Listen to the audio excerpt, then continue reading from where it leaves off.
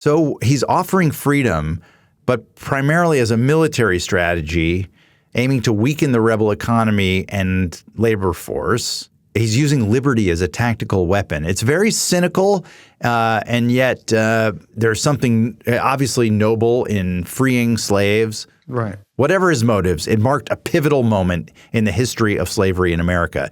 It is remarkable how often major turning points emerge less from moral intention than from unintended consequences. Wasn't it Washington didn't want to arm enslaved people? Correct. He refused to arm enslaved people, even when the British were doing it. And then some people were saying, we need to do this. Yeah. He didn't want to do that because what happens once they defeat the British, they will turn on us, right? That's probably the paranoia. I believe this was a turning point for the revolutionary forces as well. That's when they started to enlist former slaves or slaves into the ranks because they saw that that Dunmore was doing this, and they were like, we need to do this too. Well, it turns out this decision of Dunmore's to invite the rebellion of slaves to his own benefit was the ultimate backfire. His proclamation, meant to bolster loyalist forces, did the exact opposite. It unexpectedly united Virginians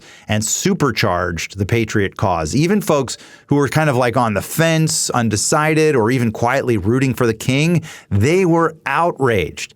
And the Virginian economy was so based entirely on slavery that everyone was, regardless of their loyalty before this, was just pissed off at Lord Dunmore, and they threw themselves into the rebellion moving forward. So losing enslaved laborers, it wasn't just an inconvenience. It threatened their social status, their whole economic system. One historian even noted no other document, not even Thomas Paine's Common Sense or the Declaration of Independence, did more than Dunmore's proclamation to convert white residents of Britain's most popular colony to the cause of independence. You and I love history. We're just fascinated by it.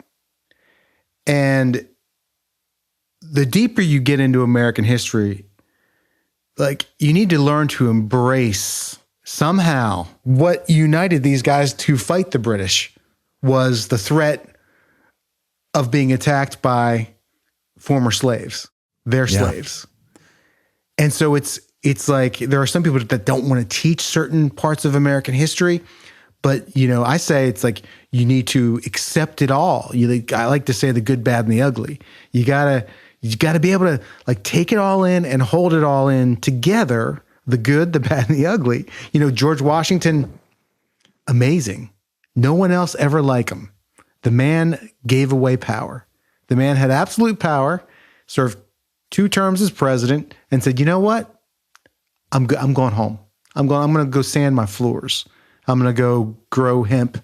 I'm going to, whatever. But also, when he was president, he had an enslaved woman named Ona Judge escape, and he obstructed justice to try to get her back. He never got her back, but he tried to obstruct the fugitive slave law that he signed into law. That he signed. So it's like we gotta. The good, bad, and the ugly. We got to hold both. We got to hold both. Yeah. Amen. Amen. We're in a very weird moment where a lot of forces are trying to kind of only cling to the good and say, that's our history. That's all of it. That's in it. But no, we contain multitudes. We're a mess and there's beauty.